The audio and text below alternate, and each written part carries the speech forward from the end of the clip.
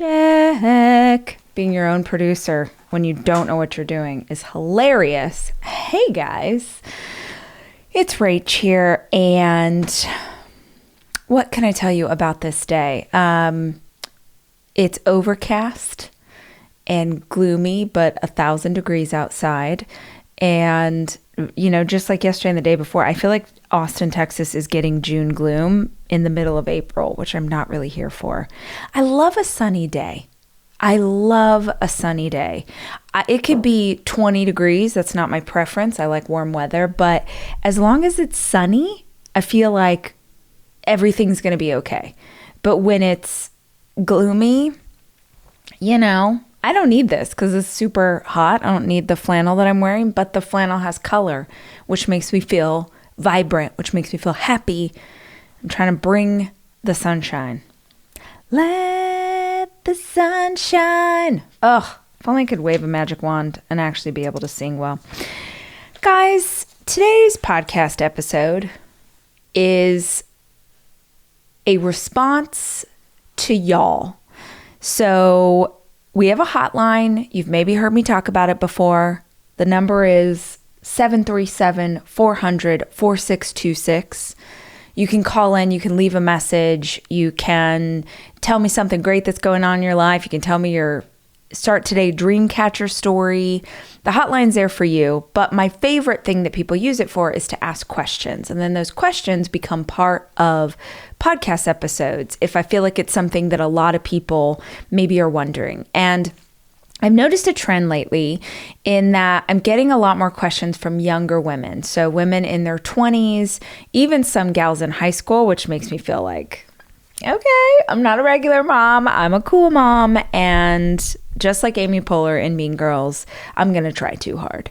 No, not really. Actually, it did give me the idea. I was trying to think of, you know, what would have been helpful to me when I was 24 or when I was 26. I don't know if you guys happened to see it on Instagram. I just posted this little tiny clip, part of my ever evolving, really wanting to learn and challenge myself and write in different categories as I'm writing songs. And I'm writing songs as a hobby, not to like have a career, not to like have great achievement, but just because I love music and I'm a writer. And so I'm challenging myself to write lyrics. So I had this amazing opportunity. I got to go to Nashville. I've got like a lot of songwriting trips coming up to Nashville I'm super excited about. And I got to go to Nashville, and one of my first in-person songwriting sessions was with these two gals. I mean, they're women, but they're in their 20s, so I'm going to call them gals.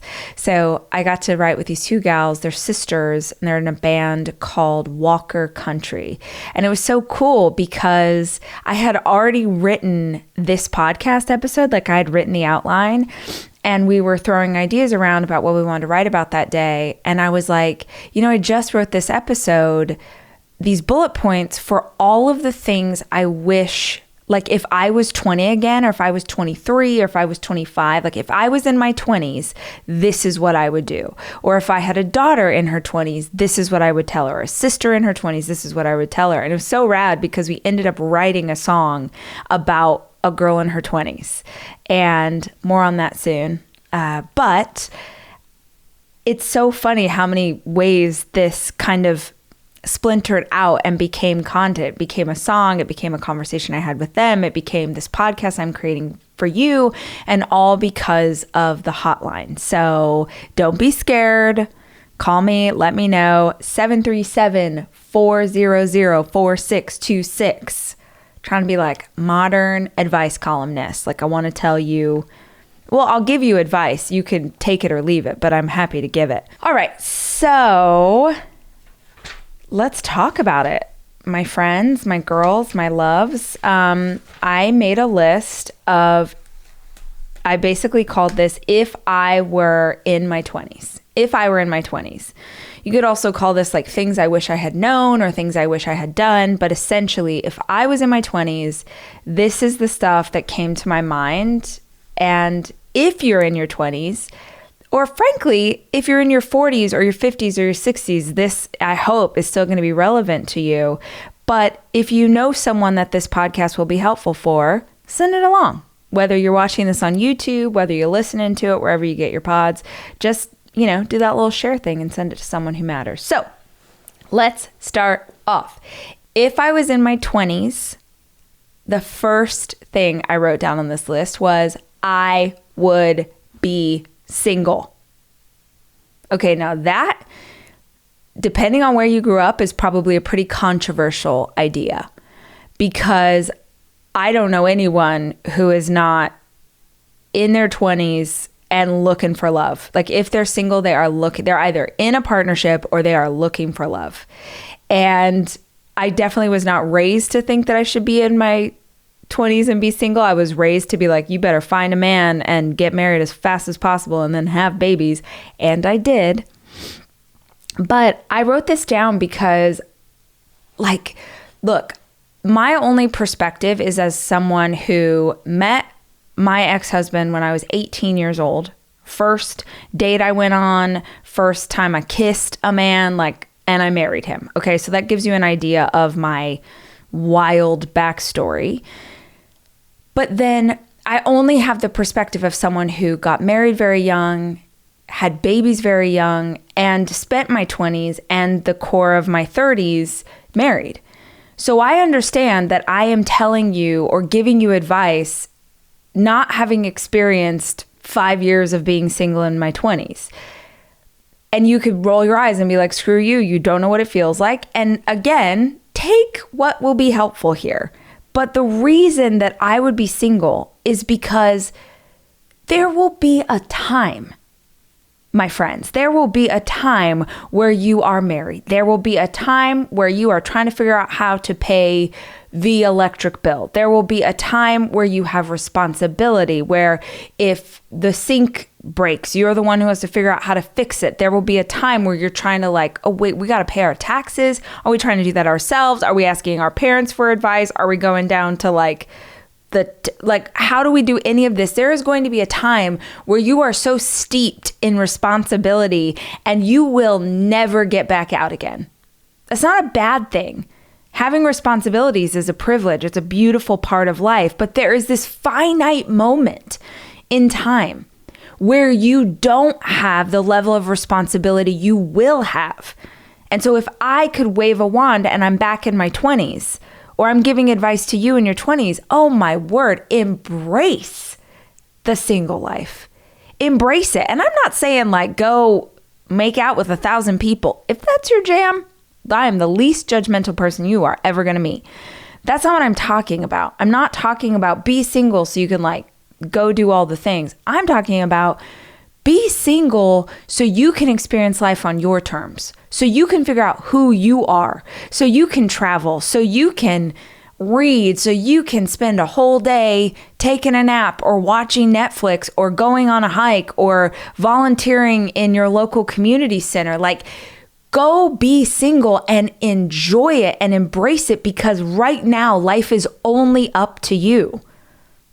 Everyone is rushing so hard into being part of a partnership that they don't get that opportunity to figure out what they like, what they want. And as someone who knows what it's like to come out the other side of an 18-year relationship, I know what it's like to be 38 years old and have forgotten parts of yourself and not know what you like and not know what you dislike because everything was about the couple. So yeah, I'm not saying break it off with your boo. I really wanted to give this advice because if you are single, I want you to love it. I know so many young women in their 20s who are so obsessed with finding their person that they are never getting to know the person that they are. So I'd be single. The second piece of advice I would give, and this goes right along with single life, is I would date casually. So I never really got to experience this in my life. But I will say that when I was single for the first time in my adult life, on the other side of a divorce, I really, at first I was so freaked out by the idea of dating. I still am, to be honest. And so when I wanted to meet people again and sort of get back out into something, I accidentally, I think, did it in the most perfect way you can possibly do it, which was I did not set out to date. I did not set out to find a person. I just wanted to make friends. That was my intention. I was on an app called Raya, which is this like ridiculous but very effective for me dating app for people who have high profile jobs. So hopefully they're not really that thrown off by your job because they also have a job. So my boo has a very high profile job. And so when we met, not only was he not freaked out by what I do, he also had such a beautiful perspective of it because he's dealing with a world like this all the time anyway. So he's not thrown off. And I think the reason it all worked so well is because I wasn't trying to find love. I wasn't trying to find a relationship. I literally was like, I just want guy friends. And part of that is, a huge part of that is I tend to gravitate more towards masculine energy. Like if you look at my girlfriends, all of us have a bit more masculine than feminine energy. And so I already knew, like I am the chick that like, I like hanging out with dudes. I'm like, let's drink some scotch. Let's go to a driving range. It's funny because my job is for women and I'm so passionate about women, but I'm not necessarily feminine energy. And I probably should do a whole podcast on the difference between masculine and feminine energy. It's not about, it's not really about gender, and it's not really about, who you're attracted to. It's just sort of what's the energy that you bring. And I think if you're like me and you know that you're attracted to one kind of energy in a person, then you pursue friendships in that way. And I think this even works if you're like, oh, I'm a girl's girl, like I love feminine energy. Well, even in that, if your pursuit was, yeah, I want a boyfriend because I'm attracted to men, but my goal is going to be to make new friends and experience new things, I feel like that's going to lead you to your person because, yeah, I hope I'm explaining this well, because I think I told this once to one of the young women on my staff, and then she was like, good idea. And she started to pursue friendships, hoping that the friend would be the one to introduce her to her future husband. That's not what I'm saying. I'm saying date casually, having the intention that the universe is going to send you amazing new friends that open your worldview, that change your experience, that give you new places to try, new things to go, new concepts to consider. And in that process, you're exposed to more. And in that process, I think you find yourself. And in that process, I think it's possible to find your partner because you're not looking. So the next thing I would do if I was in my 20s is I would have a job that I could do from anywhere in the world, and I would move every 6 months. I think this is the best advice I can get. I think this is the best advice on my list. I was raised to believe like you find a place to live. This is where you put down roots. I lived in California until I was, oh my gosh, 34 years old. 34 years of my life. I did move from my hometown in Bakersfield to Los Angeles, but I lived in the same state for all of those years. And I love Cali and it's my home and I love going back there. But at the same time, there's like a seismic shift that happens inside of you and what you believe is possible when you move to a new city. I mean, frankly, if you're 55 and you've never moved, freaking A, let's go. Some people have put down such incredible roots that it would throw them off to move outside of that space. But honestly, I feel like it's one of the best things that you can do. It's good to be uncomfortable. It's good to push yourself outside of your boundaries. It's good to figure out where your favorite new coffee shop is, where you're going to go on date night, what's the grocery store that you love. It's good to figure it out. You get so set in a certain way of thinking, you think everything is like the life that you live inside of, for good or bad, right? So like perhaps you're living life way lower than you're able to, like maybe you're vibrationally, like everything around you, the vibe, the energy, the people suck, right? Maybe your hometown sucks. Sometimes it does. Or maybe your circle sucks. Like maybe you need to shake things up, but you don't even know that there's another way to be because you haven't experienced it before. I love when people it's like why I love Rise Conference, or when people come from another state and they like go to a city and yes, it's scary. And they're sort of like, oh my gosh, I got to get on an airplane. I haven't done that before. Or I've got to get a hotel room, or what's a conference? Like, I don't even know what that is. Like there's all of this stuff that happens. But one of the most beautiful things is that it changes your worldview and your perspective. I always think that a better evolution of ourselves is out there. And one of the most amazing ways is to experience a new city. If I was in my 20s, let me say this a different way. This is important. Let me say this differently. If my kids weren't in school, I would do this. In fact, make no mistake, my daughter is 5. I've got 13 years. Maybe less if all of a sudden she decides that, when she's older, she wants to go to a private school and they let us travel. I don't know. But I am telling you right now, the second that my kids are done with school, I will not live in one place permanently. I will have a home, but I will live in the world. I will live out in the world. I'll go live in Paris for 6 months and I'll learn French. I'll go live in Spain. I'll go live in, Ohio. I don't know. But I do know for a fact that the most profound life changes I have experienced has been because I've changed location. So if I didn't have to be like nailed down to a certain location because my kids are in school, I wouldn't be. Oh my gosh. I would have a job I could do from anywhere, something you can do on the computer, graphic design, marketing. Like there's so many, a million jobs you can do from anywhere, especially now post-COVID. Oh my gosh, I would do that in a second. It's also, can I just say for those of you who are in college and you're debating and you're trying to figure out your major and all of that jazz, it's worth thinking. Do I want to have, am I on a career path that puts me on a job that I have to be in one location? Let's say you're on a career path to be a teacher and the idea of education is really inspiring to you, but maybe you've never considered that by following, becoming an elementary school teacher, you will be in one spot. Unless you set out and you say, I don't even know if this is a thing for teachers, but unless in advance you're like, I'm going to do a year in this school and then I'm going to go teach English as a second language in Japan, and then I'm going to go do this, and then I'm going to go do that. If you don't set the intention for wanting to make change and wanting to have a life that looks differently, you will unknowingly find yourself in a repetitive cycle that just looks like everybody else's life. So I would definitely do that.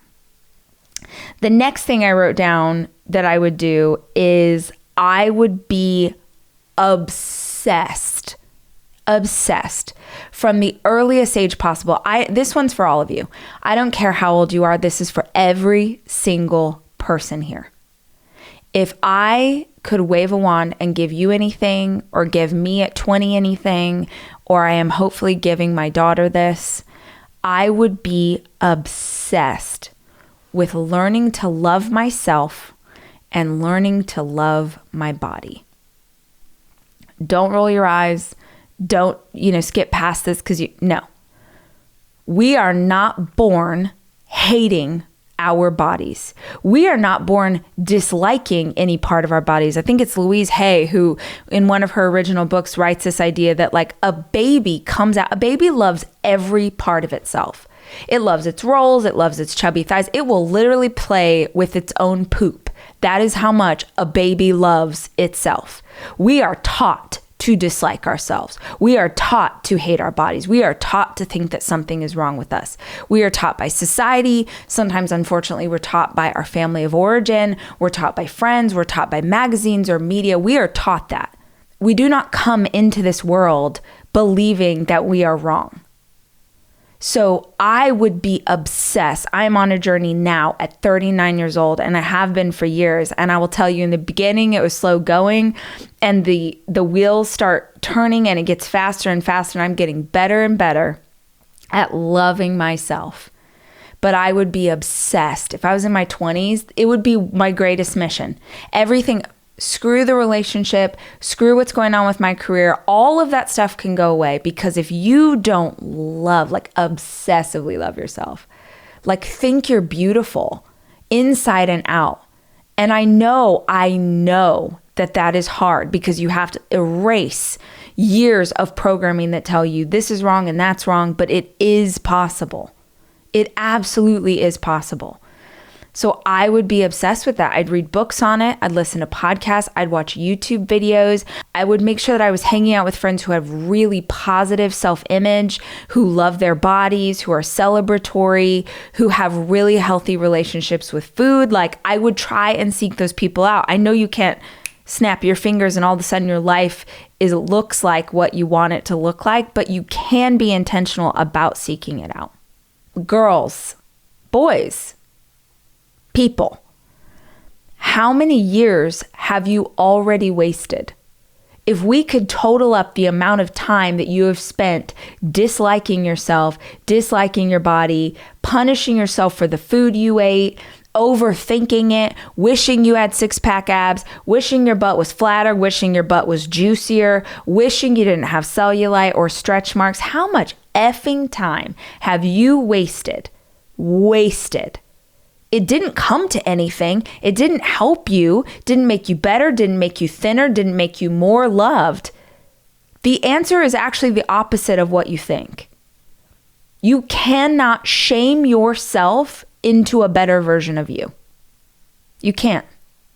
If you could, it would have already worked by now. You can love yourself. You can make choices from a place of love. And it starts, it takes all your effort to go even this much, even the smallest inch. But it grows. It's a practice like anything else. The next thing I'd do if I was in my 20s is I would take a deep dive into spirituality. And spirituality and religion are two different things in this instance for me. Many of us grow up with some sort of religious background. And I guess how I think of this is religion is something that is created, practiced, carried out by humans. Okay, bear with me for a second. Humans are invariably fallible. We make mistakes. We are imperfect. So oftentimes in religious institutions, we have human beings who are fallible trying to carry out doctrines, dogmas, rules that are kind of idealized perfection. And there's absolutely no way that a fallible human being can carry out a perfect list of rules. And there's incredible power in religion, and religion has helped so many people and gives you guidelines and grounding and all of that. You do you, right? But where I think the difference is for me, spirituality is the relationship that you have with your creator. Spirituality is the relationship you have with the divine. It's the relationship you have with God or the universe or source or whatever you believe in. But it is not something that goes through someone else. So in the Christian faith, how I was raised, you got your wisdom from a pastor who stood on stage and told you what to do and be and think and have and all of it. And in the Catholic tradition, even to confess a sin, you actually have to go to a priest and say, here's all the ways that I suck. And the priest is like, okay, so say this many Hail Marys and do these 3 things. And then you're accessing your creator through another human. And I don't like that. I think, when you read about Jesus, if that's your thing, or when you read about Muhammad, or when you read about the Buddha, when you learn those stories, there's wisdom and information and lessons in all of it. But spirituality to me is, what is your relationship with your creator? And I really experienced this for the first time If you guys read Girl Wash Your Face, I talked about this in chapter 19. It's actually why I have a tattoo on my wrist that says chapter 19. I'm showing it. If you're watching this on YouTube, you're seeing it. And if you're listening to it on podcast, you can just use your imagination. But in chapter 19 of Girl Wash Your Face, I told the story of my two best girlfriends, Sammy and Beans, who were on staff at our church. That's how we met. We all went to the same church. And they were on staff at the church and were best friends and realized they were in love with each other and kept that very quiet and kept that in the closet and kept that in the dark for a very long time. And when they finally had the courage to admit that truth, I watched this beloved church where I had learned and took my children and worshiped and all of it for years absolutely be the worst parts of humans, not even the worst parts of Christians, but the worst parts of humans. And I was just astounded. It was like one thing after another. And I wrote about this in chapter 19 of the book. And that experience made me really start to question everything. And it wasn't the first time that I had questioned the church, because I had grown up in the church. If you grew up in the church, you've experienced scandal. You have. Like, if you haven't, then you're not paying attention. It's that same thing. Humans are fallible. And so I had experienced, pastors who had told us to live one way, and it would come out that they had been doing something very different. And in this instance, with my best friends, I was watching them be treated so terribly by people who had for years said that they loved them, and for years say that they were accepting of everybody, and who is like just all of it. It was gross. And I had this like big shakeup in my life where I remember thinking, well, now I know, even though they're not publicly, and this church still hasn't publicly, it's still a very big church in LA, and they still haven't ever publicly, to my knowledge, come out and said basically like, people who are gay are second-class citizens, which is very much how they treated two people I love the most. But behind the scenes, that absolutely was what was going on. And I remembered holding this knowledge and like going back to church on Sunday and seeing the head pastor on stage preaching and knowing what he was doing behind the scenes. And I just couldn't stomach it. I was like, I can't ever come here again, because it was such a disconnect to say God is love and then treat people with such hate. And I remembered thinking at the time, I was like, what if one of my kids is gay? What if someday my kid comes to me and says that they are gay, and I knowingly have brought them to this church for years, knowing that they would also be shunned if they came out? And I was like, this is warped and this is fucked and I can't be here. And the honest truth is, I for a minute, and this happens sometimes, for a minute, my anger with the church became my anger with God. And it took me, I don't know, a year or more to unravel that and to understand that God, my creator, and in fact, you'll hear me, if you notice, you'll hear me on this show talk about my relationship with God, but I don't really talk about religion for this reason. I think it can be so beautiful, and it is the faith tradition that I was born inside of and that I grew up with, and that has been incredible in my life. But the reason I say to unpack spirituality is because that is a relationship between you and your creator. And that's what I found on the other side of that experience, was my relationship with God has never been stronger. My faith has never been stronger. My faith has never been bigger. But it is not dependent on a human to be the in-between. And I had no idea that when I started to learn more about spirituality and I didn't attach a church to it, that my worldview would expand in such a way that I would learn about other religions, that I would learn about other ways of thinking, that I would learn about meditation and all of these things that I've gained in the last couple of years that I never would have experienced because I was told growing up that anything that wasn't inside of our church was wrong. And I'm not saying you might have the most like open-minded, beautiful church family. I'm freaking here for that. Love that for you. This is not talking about not being involved with the church.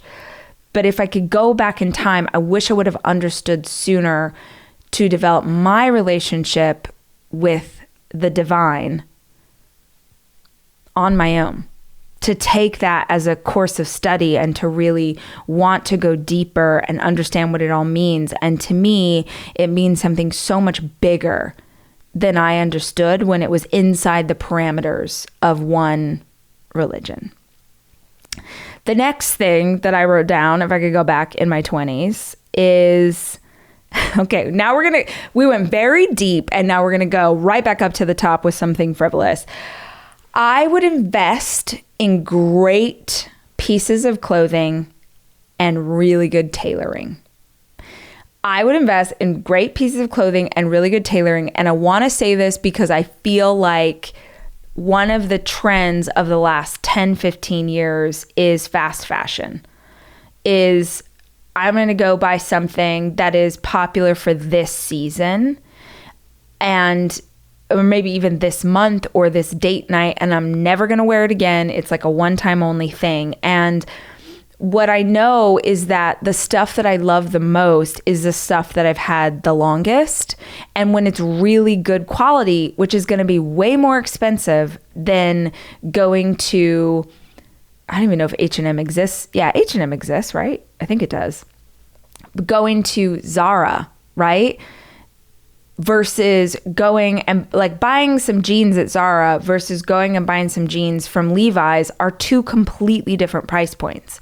And they're different price points because the Levi's will literally last you forever versus that cheap thing that you bought from a fast fashion empire is not going to last you. And not only that, guys, just to take a quick deep dive on why this matters even more beyond just your wardrobe's going to be better. And if you invest in tailoring, you're going to look better inside of it. This also matters deeply because, number one, the fashion industry is the biggest employer of women globally. It is. And fast fashion is the worst possible job situation in terms of women being paid a fair living wage throughout the world. Look it up. So anytime that you are buying those pieces, you are investing in companies that are not always going to be the places that take care of their labor force. And yes, as a woman, you should care, but as a human being, you should care that if you are buying a shirt for $8, there is no way that with production, costs of those goods, all of it, there's no way that the person who made that was paid a fair living wage. It's not possible. So when you make that purchase, you are investing in something that is hurtful to other human beings. Okay, so that's number one. Number two, beyond fast fashion being this thing that is not great for its workers, it's also, fashion is hugely impactful on the environment. The water that it takes, the resources that it would shock you to look up the numbers. So you've heard me talk about the fact that I don't buy new clothing. So this started last summer, I think last August. My boyfriend and I decided that we would no longer buy new clothes. So we had read all of these studies about the labor force and we'd read all these studies about the impact of fashion on the environment. And we both kept talking about it. We're just like grossed out, but we kept, doing it. Not buying fast fashion, but we're still buying new clothes. And just one day I was like, okay, well, we have to sort of put our actions where our heart is. If our heart feels like this is wrong, but our actions don't match it, there's cognitive dissonance between what we're saying is like terrible and what we're actually doing. So we made the decision we don't buy new clothes. So we only buy things that are vintage or previously owned if we buy new clothes at all. And I'm not going to lie, I miss shopping. I was just in Nashville and there was a really cute store. I just was walking by. I didn't even go inside. But I was like, oh, that sweater's so cute. Oh, and it's hard. It's way harder because it's hard if you're buying vintage. Like, it's hard to find your size and it's hard. But honestly, I feel really good about the choices that I'm making. And I hope, you guys have heard me talk about it ad nauseum, but I'm really hoping that maybe by me making this choice, I've influenced you a little bit and you've just started to think about the impact of your clothing on the world. So I would invest in great clothing pieces that would last me for a really long time. And I would invest in tailoring.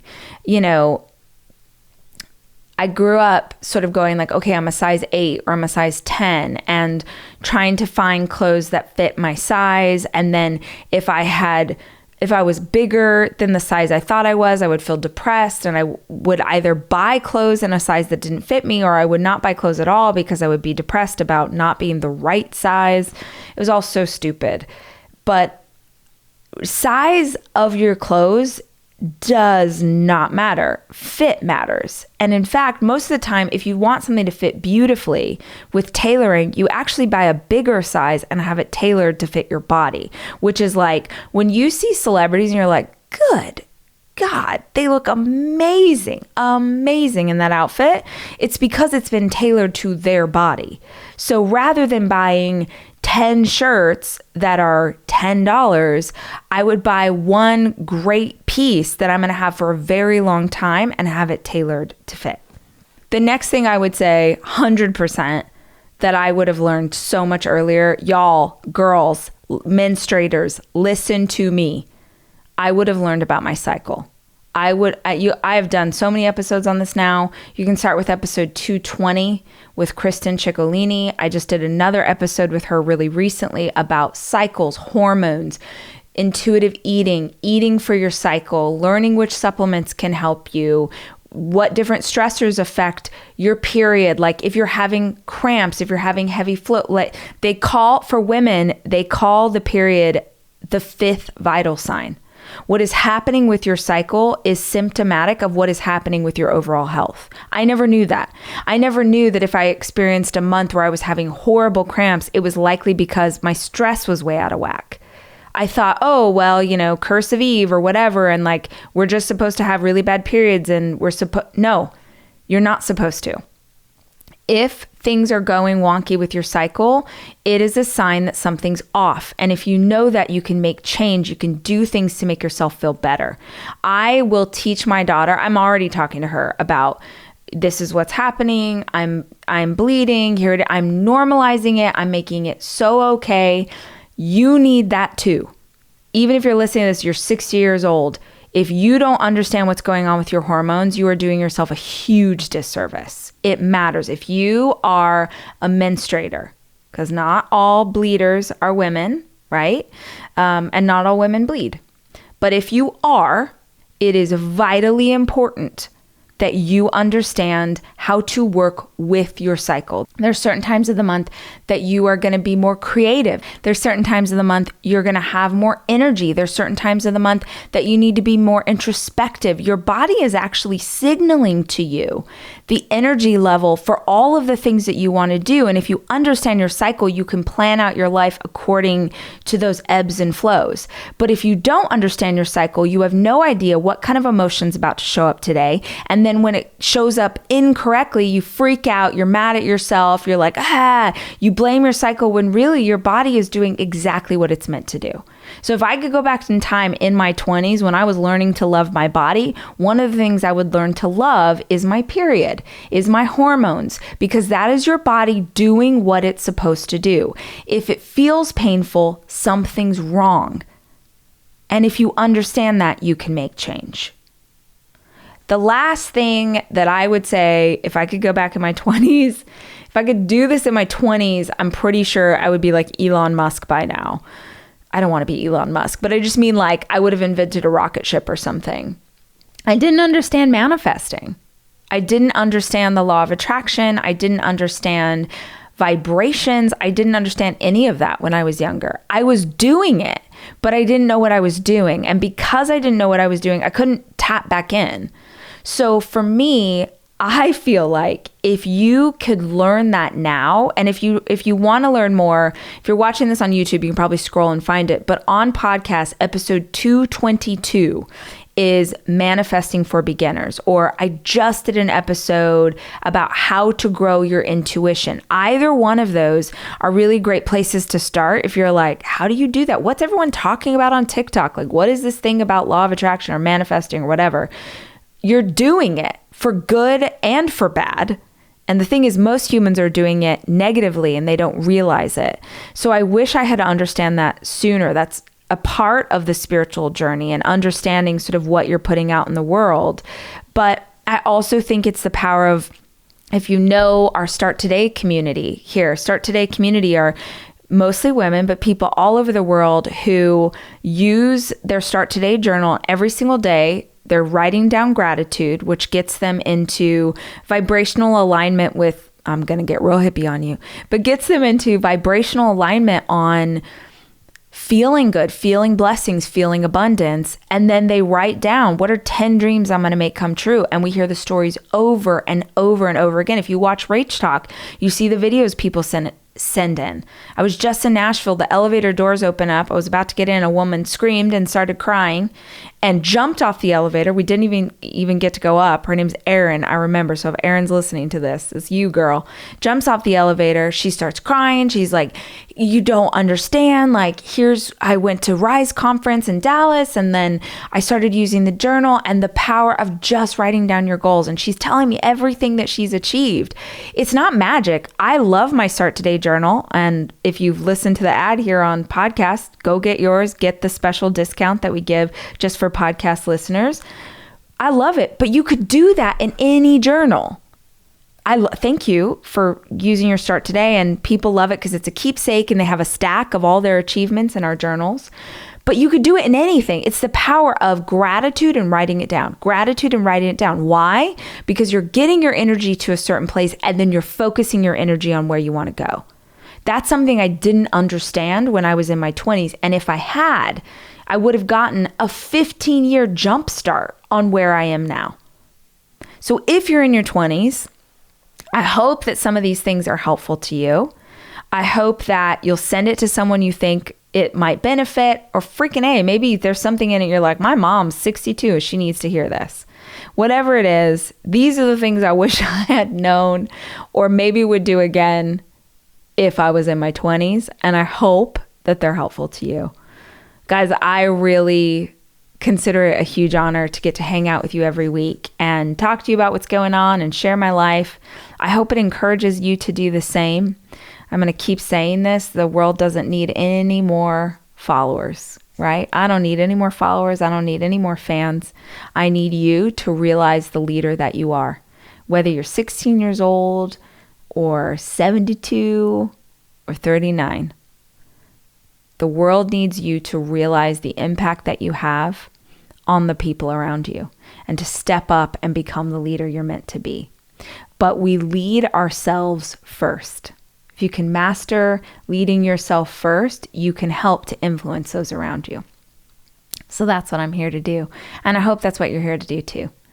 Thank you again for hanging out with me. If you want to check out those other episodes I mentioned, you can go scroll back and listen to them now, or you can make sure that you subscribe to my channel wherever you're getting this podcast, whether you're watching it on YouTube or listening to it on your audio. Please subscribe. It's really helpful to host when you do that. Share it with someone you think it'll be helpful for. Share it on social. That would be amazing. I'd really appreciate it. But until I see you next time, guys, I want you to remember that I love you and I am rooting for you.